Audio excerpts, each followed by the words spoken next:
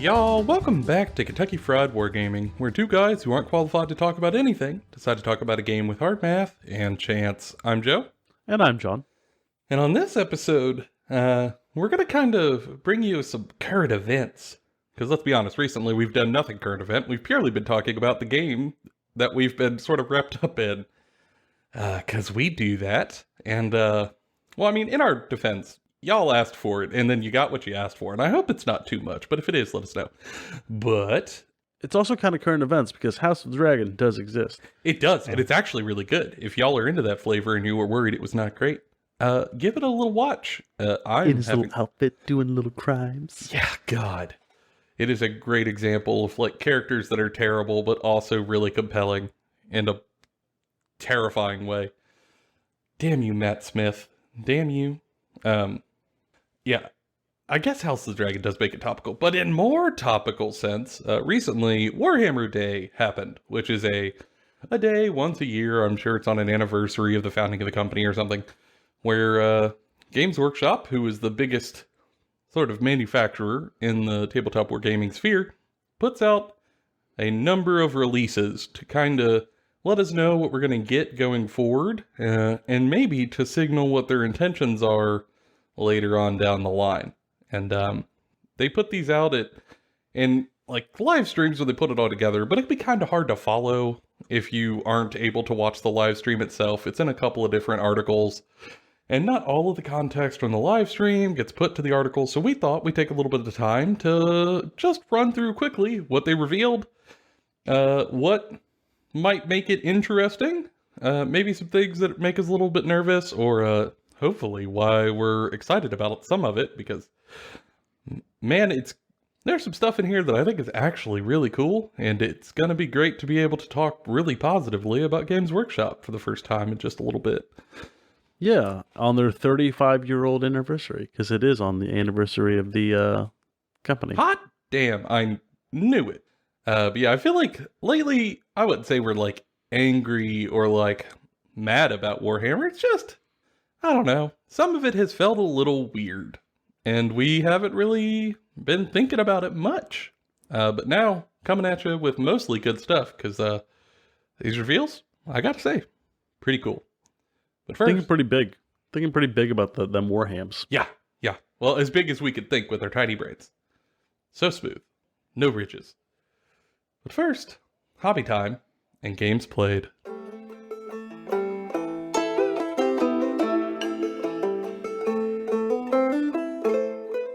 All right, John. So what you been up to? Well, first off, figuring out that ruffles have ridges. And Ruffles do have ridges. Ruffles got them ridges. I've been painting more Greyjoys. Steadily working on that. Thinking about Skaven, that counts. Thinking about World Leaders for reasons we'll talk about, and that counts. And I played a couple of games of Song of Ice and Fire against a friend of mine's Targaryens. It was pretty good. How was that? Targaryens all cavalry. I got no cavalry. Yeah, you have 0 cavalry. Well, it's hard to put horses on boats. Yeah, so like horses versus not horses can sometimes be hard. Because if you don't have horses to fight horses, then the horses just trample dude. Yeah, horse fast. Dude on foot, no fast. Yeah. Like, it's kind of like how, like, when your buddy was the first one to get a pickup, he was immediately, like, king of the house. Yeah, he was cool as could be.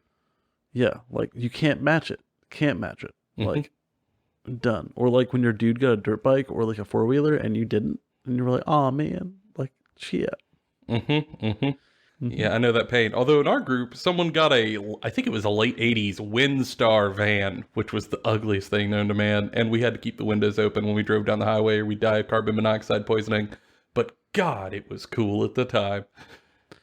Yeah, but like you can fit a lot of beer in a Windstar. We did rip the back seats out and replace it with a mattress where we could all just like lay about and hang out. It was really cool. Like when I say that, people are like, to bring girls. No. Not us. No. There's like 4 dudes parked in a Walmart parking lot so that the snacks are easily accessible and they can play D&D for 6 hours. Like that's what we're talking about. Much more accurate. Yeah. I don't want to paint a cooler picture than it was. Yeah. It's a thing. But did you end up losing that game, I presume? I did. I lost that game, but it was at least close. Like, still holds true to A Song of Ice and Fire game is generally pretty balanced and close, and nothing feels like a complete stop. Mm-hmm.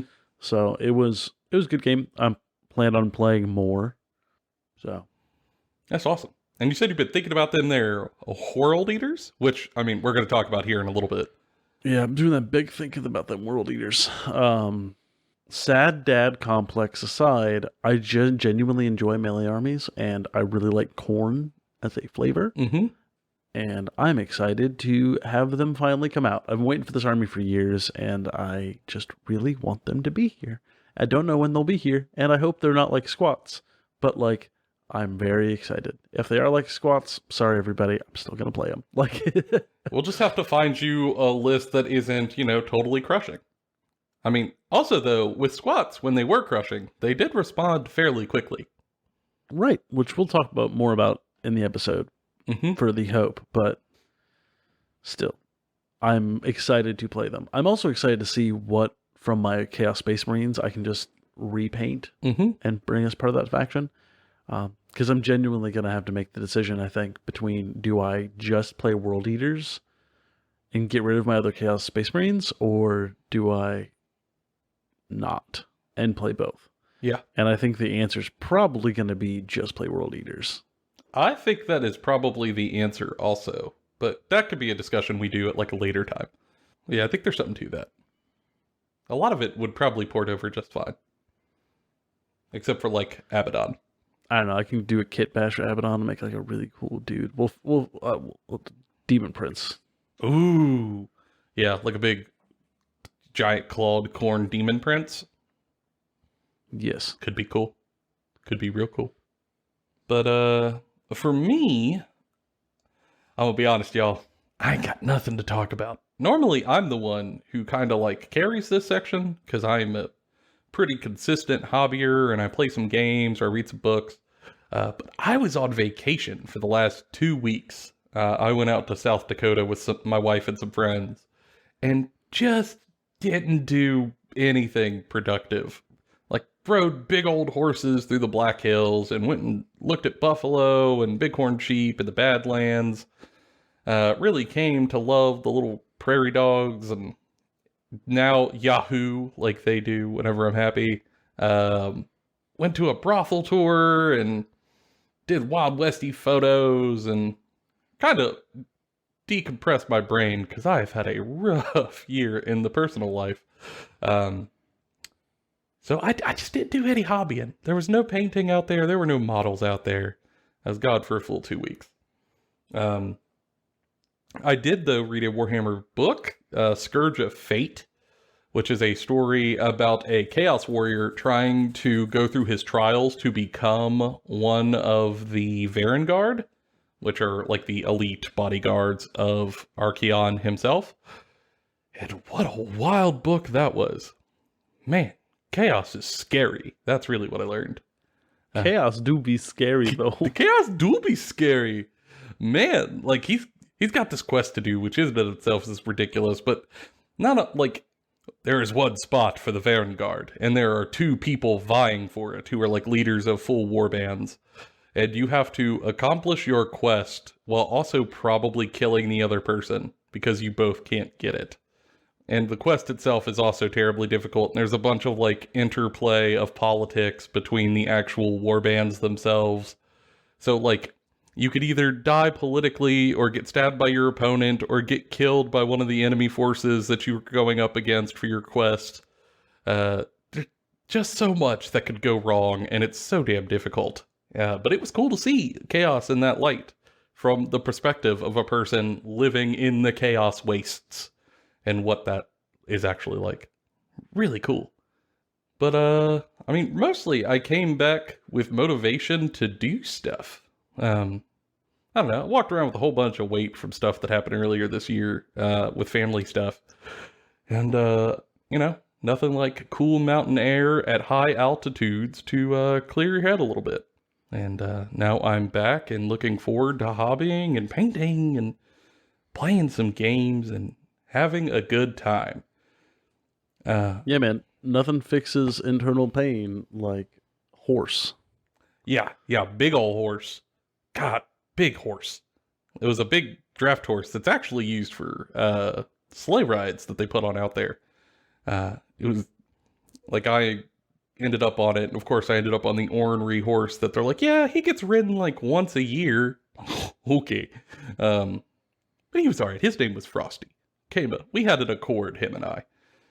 It was a little We came to an agreement. I mean, it's one of those, like, you ride a horse around, you kind of get to figure out what they like or don't like. And what he really hated were soft inputs. Like, give him hard input so he knows what you want, or he wanted no input at all and he'll just choose his own path. And fair enough. Once we figured that out, had a great time.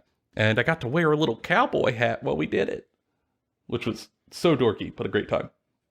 Yeah, now that I'm back, the only thing I've done for hobby progress outside of reading that book is we got back into town like the day before I'm recording this. Well, I guess we got it technically Saturday night, but like that was such a blur I don't count it. But I was gonna paint last night, and then I realized my wet palette was really yucky from sitting for so long.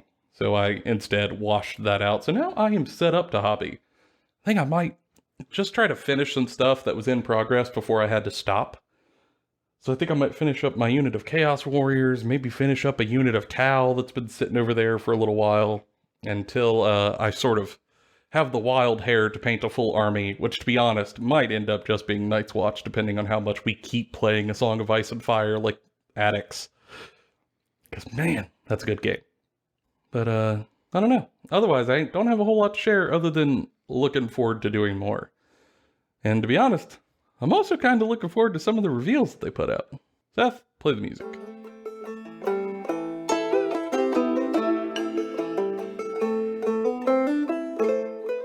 All right, John. So, as we mentioned earlier, these can be just a little scattered. So we're going to try to take them and put them in an order and just kind of take these reveals one at a time. And I think sort of the big one that is maybe like the most eye-grabbing for me at least was the Cadia box they announced. Man, for people out there, if you play Imperial Guard, it is a great time to be you.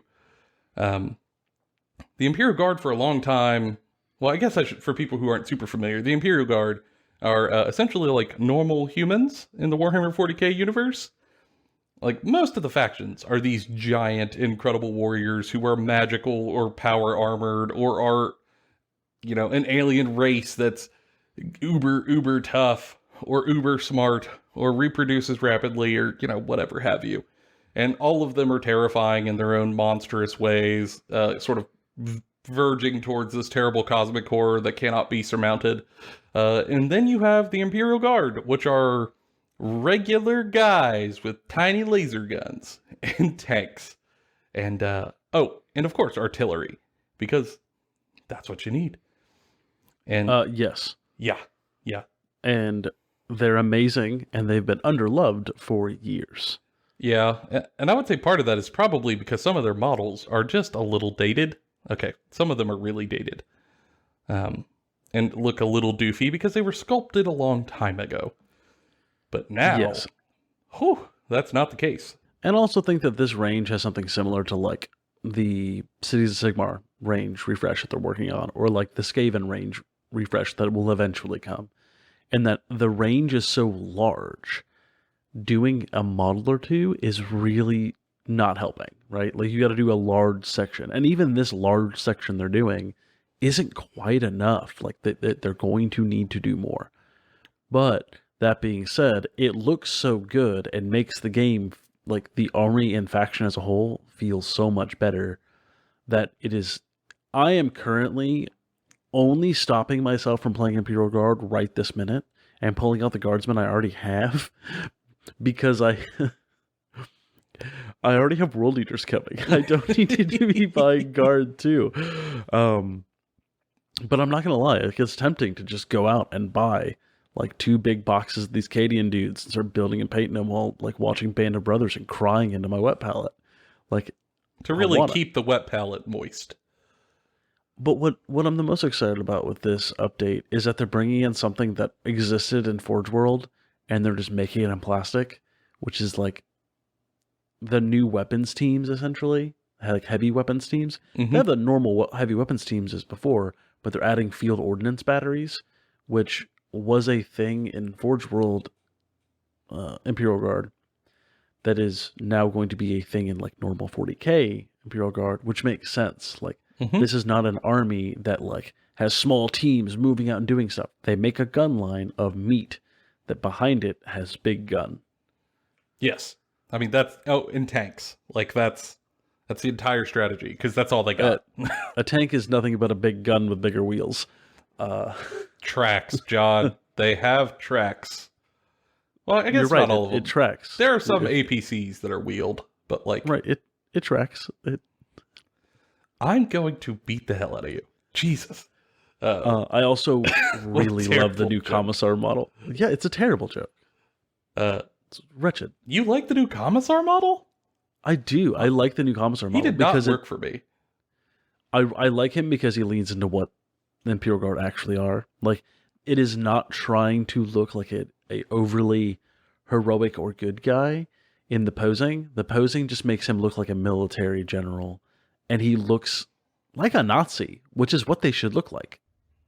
You're not wrong. I just don't like it. Yeah, like, you're not supposed to. Like, he's a commissar. He's supposed to be a bad guy. Like, most commissars are bad guys. The reason why, like, Abram Gaunt or, like, Cyphus Cain look so different is because they strike themselves differently. Like, it's because the reason why they're heroes is because they look at their people as people, when most commissars don't. So most commissars in the Imperial Guard are this.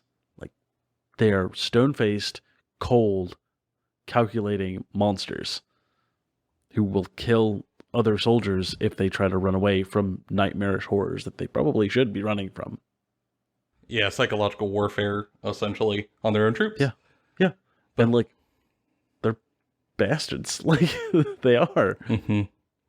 And I can't help to feel bad for the individual guardsmen. But now, like, if you do play Guard, you're going to get a lot of new kits refreshed out of this going forward. I mean, you're going to get the new shock troops. You're going to get the command squad. And they're also going to put this out in like a box set. But they're going to get new field ordnance battery kits. The Sentinel refreshed. They're also going to come out with a new tank that will be revealed anytime now. And all of that's going to be in the new codex. And, I mean, John mentioned you're going to get a new Commissar model. I think there's a couple more models that are coming out that are like HQs. But, yeah, I mean, it's a huge line refresh for Guard, and you get a box set if you're, like, super, super invested. So that's a thing you can go and hop into. Yeah, I'm excited for this new faction of, like, new book, I should say, for Guard. And I'm curious to see how it plays. And how it changes things. Me too. Like, the Guard is a faction I do not play, but that I have a soft spot for. To me, like, Guard players are just so incredibly, incredibly dedicated. So I just want them to have cool stuff to play with. So, like, this is a really good reveal. I know some people were a little sour because, like, yeah, well, we knew it was coming. And, like, yeah, we kind of did. But, like... Yeah, we also know 10th edition's coming next year, and we'll be excited about that, too. Just enjoy it. Like, just be happy with the cool models revealed. Like, we knew there would be models, and there are most certainly going to be more revealed. But it was a great way to start it off. And then next is a new campaign book that they showed off for 40k that I have a lot of thoughts about, many of which are positive, which I normally do not feel about 40k campaign books. Normally I have a rather tense relationship with them, But they're making some changes to the format of this one that I think is going to be worth discussing. But they revealed this new book that's coming out called The Arcs of Omen, which is going to be a new sort of source book in the Warhammer 40k story that is going to bridge the gap between where we're at now and where we presume they want us to be when they are going to drop the story of the new edition. This is something that they've done before. Specifically, when I was playing and started, it was from the end of 8th edition to the start of 9th. They had a series called The Psychic Awakening, which was a series of books that they put out to sort of put out temporary rules to hold people over until the new edition drops. And I think the marketing really oversold it, which was part of the problem. But they kind of promised a lot and didn't deliver arguably nearly as much as they promised. And that kind of left a sour taste in my mouth. But partially because if you wanted to play your faction, you had to buy those books if you wanted to keep up with the current stuff, because they put rules in it for your army, not just story stuff. And not to mention that certain factions got really shafted with it, and some got to play with it for a while. Yes. Like Necrons had a Psychic Awakening drop, then the new edition came out with a brand new book for them within like a month. I don't know if it was a month, but it was a comically short amount of time. Just for like it was sake. ridiculous. It was really sad. If I had bought it, I'd have been pissed that I spent money on a book that was only good for like 3 months. Maybe even less. And if the expectation ahead of time was like, this is a storybook, like these ARCs books are storybooks. If I buy them going in, I know that they're storybooks, and like they have like these boarding action things, right? They have this unique way of playing the game that, like, much like older editions of the game, is kind of evergreen, right? Mm-hmm. Like there's particular like terms and stuff, but you can use these rules in later editions of the game and just change some of the words around and play that casually with your buddies pretty easily. Yeah, rather than trying to put in sort of faction-specific rules that you need to play matched play, where, 1, you have to get them, and 2, when the edition rolls over, might not be usable at all. So it just kind of gives it a more of a lease on life. So, 1, I guess what we know is that in the setting, for those of you who are sort of up to date with what's going on, Abaddon is leading another Black Crusade toward the Imperium Nihilus, which is this. I mean, the Imperium recently was sort of split in half by a giant warp storm because of Abaddon's tactical advances, and the northern half of said galaxy is cut off and really, really struggling to hold everything together. And Abaddon is making a push into Imperium Nihilus, bleh. And this is the story of him making that action. And we know we're going to get a number of these books. We don't know how many exactly. But from the stream, we know that this first one is going to be heavily Abaddon's focused. That he is trying to make these sort of giant space hulks into like ritual fonts of power, essentially, for chaos. And then use that to cut off the northern half of the Imperium and then consume it entirely for chaos. But I think this actually signals some good intentions, hopefully, for the future of how they're going to put these books out. And, maybe they did learn how much we really, really disliked Psychic Awakening and some of these other source books towards the beginning of this edition. It has been... I have yet to hear a person who is really happy with having to buy these little books to get army rules. Because they're expensive for like 3 pages of rules you're going to need. Sometimes not even that. 2, it's hard to juggle. When you go to play a game, like, oh, yeah, like I have the core rule book, and then I have my codex, and then I have this supplement magazine from White Dwarf, and then I have this little supplement book, and all of these together have rules spread out all across it for reference. Oh, and then you have your chapter approved book. And like, it gets to be messy on top of being expensive for very few pages. And them being willing to change how they put these out, I hope is, something that bodes well. At least it gives me a little bit of hope that if this is the standard going forward, I might be a little more interested in these than I was before. Because it just won't grade as hard.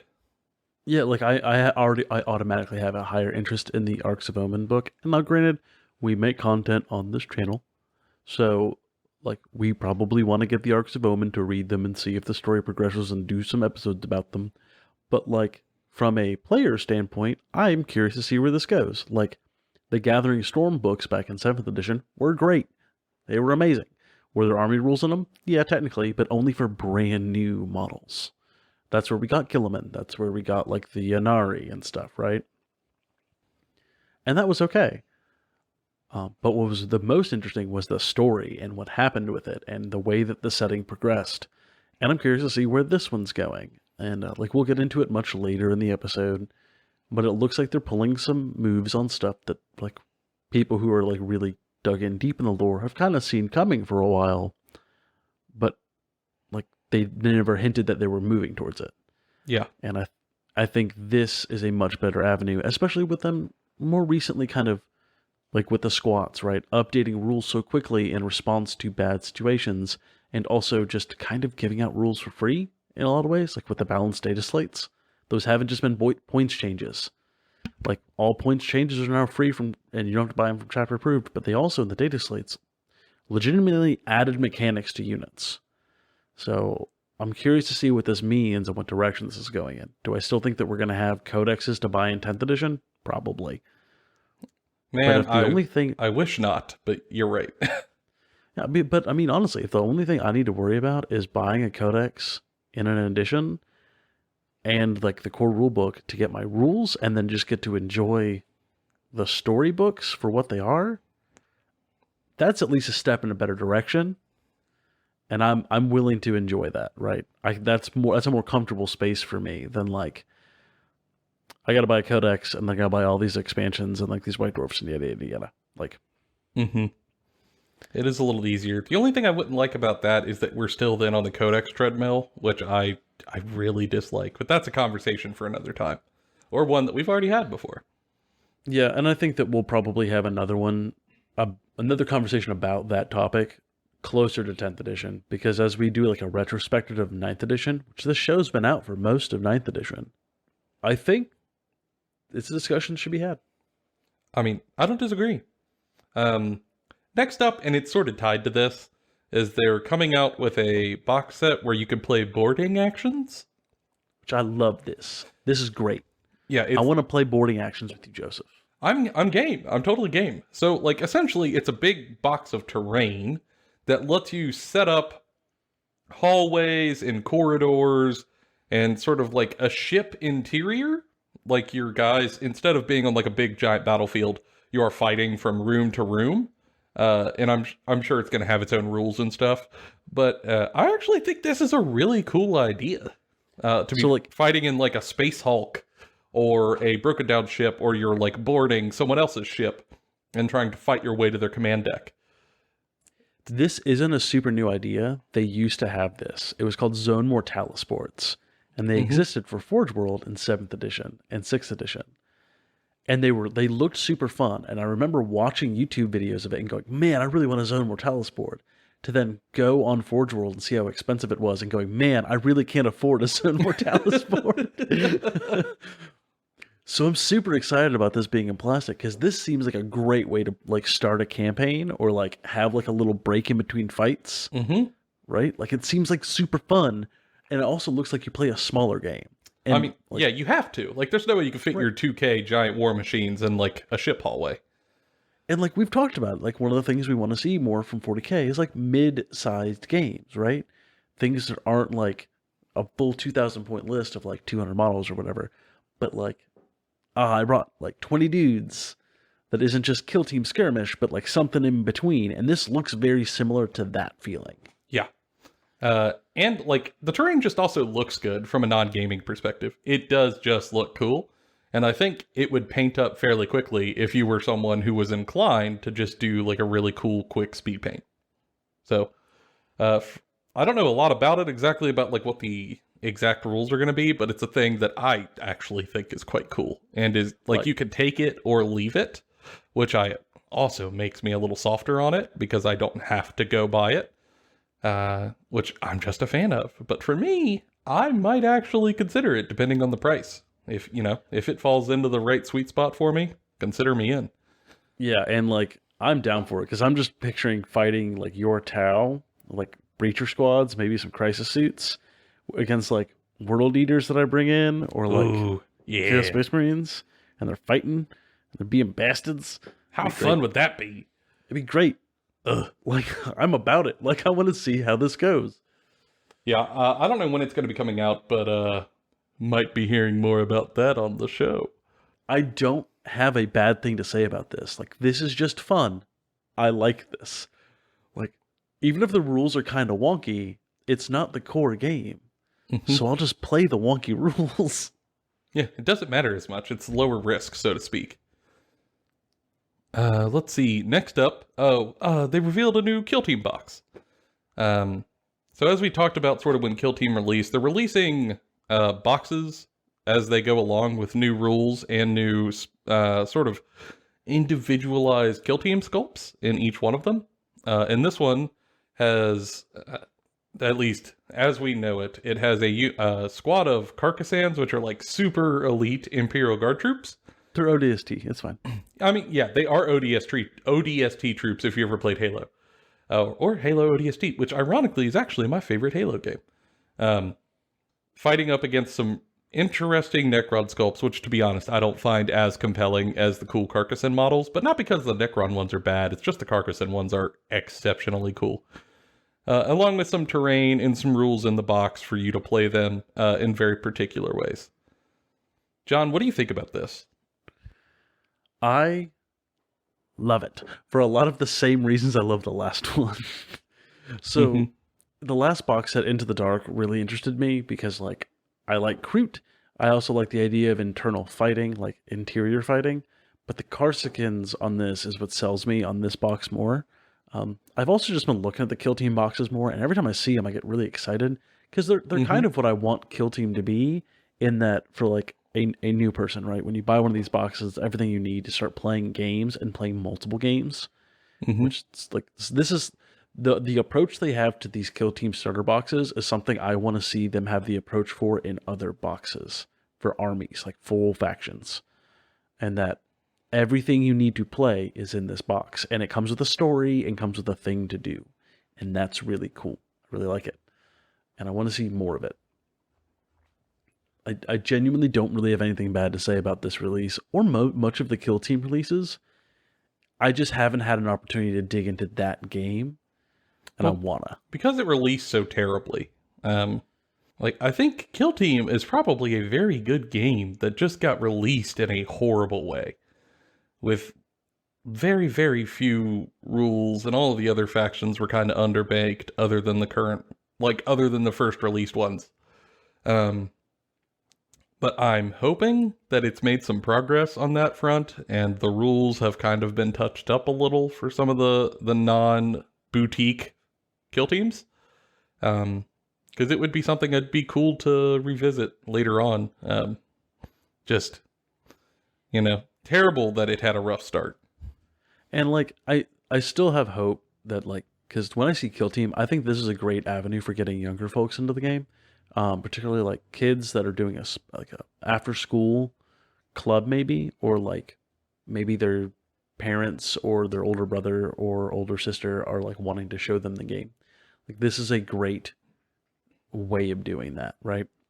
And small models, they generally have pretty quick games, and it's very fun. Like if I would have had this as a kid, I would have been excited. Do you remember that Star Wars like Hero Clicks game where you shot the things at each other? Yeah, absolutely. Yes, that was great. And this has a similar energy. It does. I don't know. I want Kill Team to be good because I like skirmish games. So I'm sort of partial to it. I don't know how I feel about some of these boxes they put out. But I'm actually looking forward to see how this one releases. Some of the boxes are shoot in. I don't think this one is. I hope not. I would really like for this to be incredible. Let's see. Oh, after this, of course, this one's for John. They released a new Angry Man. Chainsaw head. Chainsaw horse. Yeah, Angry Man on Chainsaw Horse. He's kind of like like a chainsaw rhino, actually. Uh, yes, Chainsaw Rhino. But that's the name of the transport. This is getting too confusing, Joseph. My apologies. So they revealed a new World Eaters hero called the Lord Invocatus, which is going to be a new HQ for World Eaters that is coming out. They're sort of drip feeding this codex out to us. That we know is releasing this winter, probably before the holiday season. But yeah, they showed off a new hero who is this like cool, big, angry red marine man on big demonic rhino with chainsaw nose. And like he looks like he listens to Five Finger Death Punch.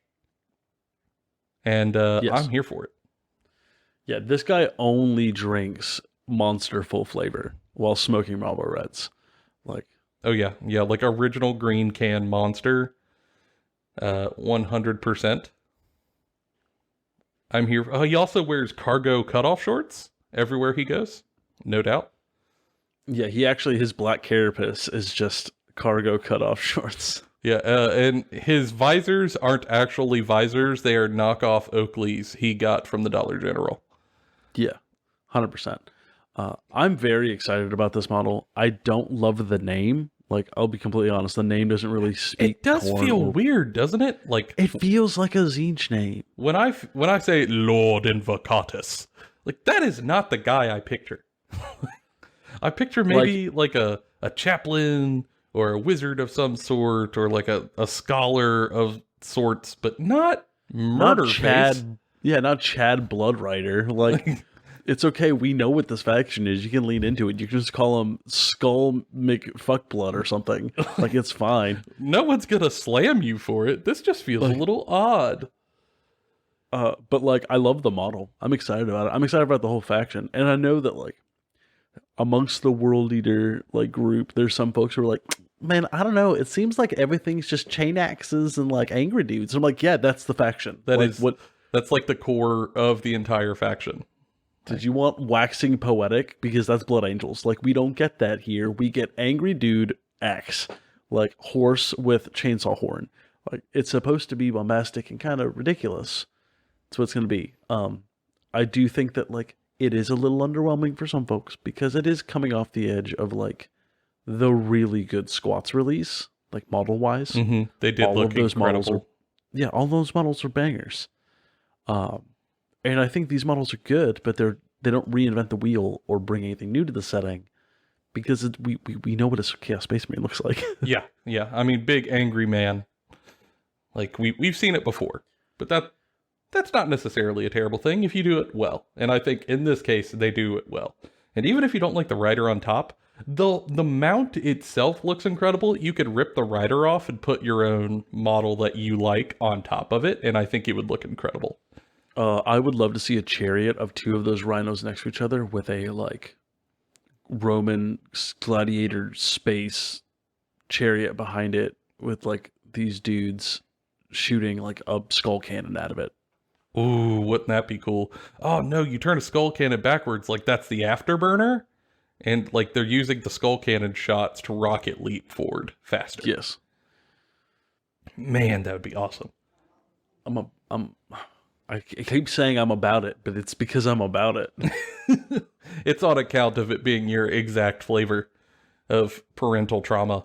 That was going to be the end of the reveal show, but then they gave us a little stinger. Before you go, I had like skipped over a sentence in this thing. It literally says, he leads thunderous charges of blood crushers and berserkers and frontal attacks that light the sky aflame.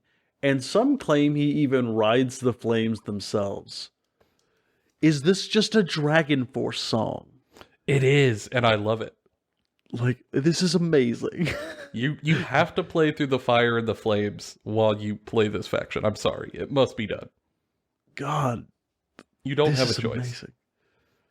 You know what must be done. We rode in on flames of fury as we just trample you underfoot. Like, that sounds amazing. Yes. If I'm going to lose, that's how I want to lose. Like, that's the way to go. Yeah, I actually think this guy's really cool. I don't have a whole lot of thoughts about World Eaters in general, because it's really John's thing, but I just get to kind of look on from the sidelines and go, neat, uh, and have a good time. Because they do really, really wear their identity on their sleeve. And I don't think it's a bad thing.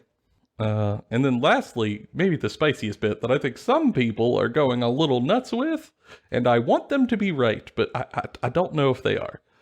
At the end of the stream, there was like a video that they started playing, which is actually really cool. If you haven't seen it, it's up on their Warhammer community site. You should go watch it. It's also on their YouTube.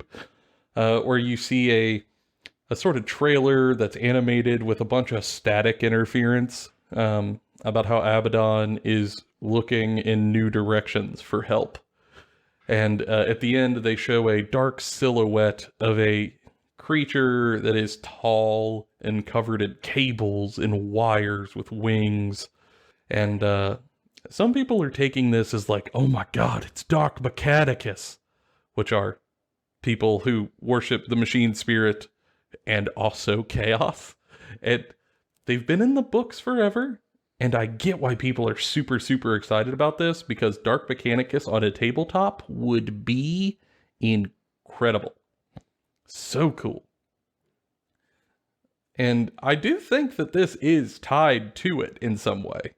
But I personally think that this is probably going to be a sort of mechanically flavored Demon Prince character, as opposed to a quick reveal for a full Dark Mechanicus army, at least for now. That could change in the future. But man, I would love for them to be writing at full Dark Mechanicus force. Those would be sick models to see. I also think that would be a sick thing to see. I think that this is not going to just be a Demon Prince. Like, I think this is a full-fledged new character that is a different type of Chaos faction. And I mean, they even talk about an arc, so what's that there's going to have new characters, right? Mm-hmm. Well, that's what I mean. I think he is a named Demon Prince character. Well, there's a lot of talk about who this could be in the lore, and I think that this is a female character. Like, I think that this will be a female demon of sorts. Like in the Black Legion books, there's a AI in one of the ships that is a gestalt of a bunch of other ship AI that can then gets a body, and I'm pretty sure this might be that. That'd be cool. With a like demon princey like body with like wings and like this claw thing that shoots out and this cool hammer. But I think you're probably right in that this won't be a full faction on release.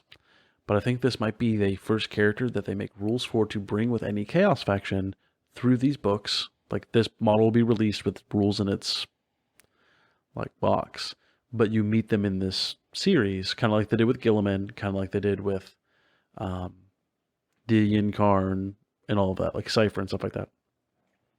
But I could see them using this as like the beginning edge into a new faction for Chaos. Because if you think about Chaos as a faction, they are really missing something that isn't a Marine or a Demon.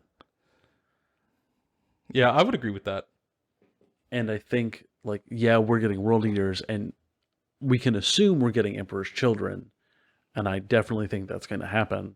I also think that neither of those solve the problem of, like, what happens if you like the Necron flavor or the Adeptus Mechanicus flavor, but you want it in Chaos, right? That doesn't exist. What happens if you want the Guard flavor, but you want it in Chaos? It doesn't exist. And that's a great way for them to make more money, to be honest. Mm-hmm. I mean, I think if they made models, it would sell like hotcakes. Like, I don't doubt that at all. It has a fan base. Just, I think that it's possible. Like, there are a lot of rumors out there, some of which are just absolutely bonkers. But I do think there are a subset that have been solidifying for a long time and are really believable. But none of those rumors have included AdMech being released for Chaos. At least not in any appreciable timeline. But, you know, who knows what's coming years down the line. If this sells really, really well, I certainly would not leave it off the table what that they might go make it. Like, I would be interested to see if they did something wonky with the rules with this and maybe make like a supplement to AdMech itself that is like, it doesn't have a new model range, which like wouldn't be the greatest, Mm-hmm. but the supplemental rules lets you turn them trader with this is like the leading leader of it. Like that'd be cool. And then use regular AdMech models, just kit bashed however you wanted. Mm-hmm. I think you could do a similar thing with Guard in some respects. Yeah, because I think we're pretty far out from getting a full-on Trader Guard faction. You can technically take Trader Guardsmen and Chaos Space Marines right now, but it's like a unit. I'm sorry, there's 2 units. Yeah, it's not quite the same. Mm-hmm. A little different. So, yeah. I mean, I think this model, just from the silhouette, is probably going to be absolutely wild. I just don't think it's going to herald as much as we necessarily want. But I'm super interested to see whatever the lore pushes forward, because I love following the lore of these games, and anything that could kind of kick the can down the road a little bit, I'm here for. I'm just excited to see a different villain that isn't Abaddon, to be completely honest. I'm actually excited to see Abaddon be a villain, because I feel like he has been stale for a little while. Since the release of... When did they drop? I don't know. I guess since his big thing on Cadia, he has really done nothing. Yeah, even with his new model refresh, like he didn't do a whole lot in the 8th edition storyline. He did some stuff, yeah, sure, but like most of it was his side characters. Yeah. Rather than him himself. So I'm interested to see him going forward, and anything to just kind of push the lore and the narrative forward. I'm here for it. Because it can become a little stale. Like, you can only say, like, we're almost dead for so long with nothing happening before it just becomes a little rote. And this is a good way to do it. So I actually thought it was a really cool reveal show. I caught it after the fact. I didn't get to watch the actual reveal because, as I said, I was out in the middle of South Dakota with very little service. But it was pretty cool. I like what it heralds. I really hope it kind of bodes... Well, I hope that it means that they're starting to try to listen more, and be a little bit more upfront with us about what's coming further out, because I think that transparency can go a long way. And while none of this is something that I'm probably going to like rush out and buy, it's still stuff that I think is pretty cool to see. Yeah, and I think that a lot of the goodwill is starting to get built back up, as long as they keep it up and don't like burn it at the stake. Like, yes, the models have gone up in price and they're expensive because like, yeah, so is everything in the world.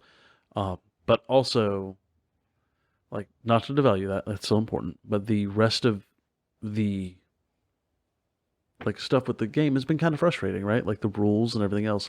And for me, something more recently that kind of made me go, oh no, maybe they actually want to fix some of this, was before squats, their big thing they've been building up to sell like hotcakes. They want to make it so like they want to sell out of all of it constantly. Right before the models dropped, the rules came out and they're busted. Like, they were super bad. And they changed the rules and nerfed the faction before release of the actual rules because the rules were too overpowered. And it kind of immediately nips the thing in the bud of like, oh, well, they make broken rules to sell models. Well, like, they make good rules to sell models, but they went too far with this one and they nerfed the rules. And that says a lot. And that made me feel a little bit more goodwill. And I think this Warhammer Day just added more fuel to that fire. And if I don't get a World Eater soon, I'm going to lose my mind. I think they'll be here before the holiday season. I sure do hope. I work in logistics. I can work mad overtime to get some more World Eaters. Yeah, I think they're going to want it out before the holidays so that people can have it and get it in time to put it under, Christmas trees and stockings and whatnot. Slaughter under the Christmas tree. Got it. I think so. Like, genuinely, I do. I think they're going to do the same thing with the Slaves to Darkness book and box. I think they're going to do the same thing with the Imperial Guard stuff. They're probably going to like put out their Christmas box sets that come out every year and try to get all of that out in time so that they can get a nice little injection of money towards the end of the year, which they always look forward to. Yeah, I can't wait for that new Demon Prince kit. It looks so good. Oh, God, it's so... Like, that and the new Slaves to Darkness stuff is so good. I might actually play Chaos. It's a problem. Join us. I will not play them the way you terrible bastards do, but I will play them. Come be a bastard with us, Joseph. Ugh. I will say Scourge of Fates has actually opened my mind to how cool Chaos Undivided can be. This idea that, like, the demons are horrible and you should never supplicate yourself to them, but rather fight them at every possible instance while not denying their existence because they just are, is interesting. It's the best take in 40k, like base 40k too. Like, yeah. Yeah. If you liked that, you'll enjoy the Black Legion novels too. I might, but the Black Legion has a weird taste. But yeah, if you haven't read Scourge of Fate, read it. It's actually really interesting. And by God, if there was more, I would read more of it. And that's a problem, because I shouldn't like chaos. But here I am. Maybe making Chaos Undivided for Slaves to Darkness. Because those models are just awesome. And they kind of leaked the codex some, so I know that the rules are probably going to be pretty freaking fun. Which, you know, that will probably be another video later on. Yeah, we got a whole lot of videos out of this this day. Huh, that's very exciting. Look at that! Episode ideas. I guess we won't just do 8,000 episodes on A Song of Ice and Fire from here until Doomsday. Although the faction deep dives are coming. Like, just strap in for that. Not coming immediately, but they will most certainly be a thing that's happening as we each settle into our factions and become more experienced. Yes, and we might pull in some other people if they wanna and talk about theirs. Yeah, because, you know, you can't be an expert at every faction. It's not how that works. At least we can't. And who knows? Maybe mess around. Maybe find a tournament. Maybe go to a tournament. Get our butts kicked. Have a time. Talk about it on the show. Go get Chinese buffet. Nothing makes your ass feel better after getting beat than crab ragoons. It's true. Who knows?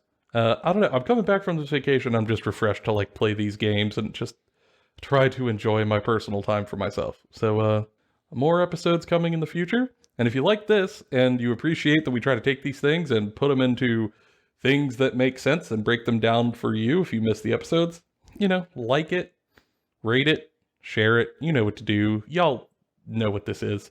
And we'll be working on more episodes over here on our end. But for now, it's been all of our opinions, bona fide, and Kentucky Fried. We'll see y'all in the next episode.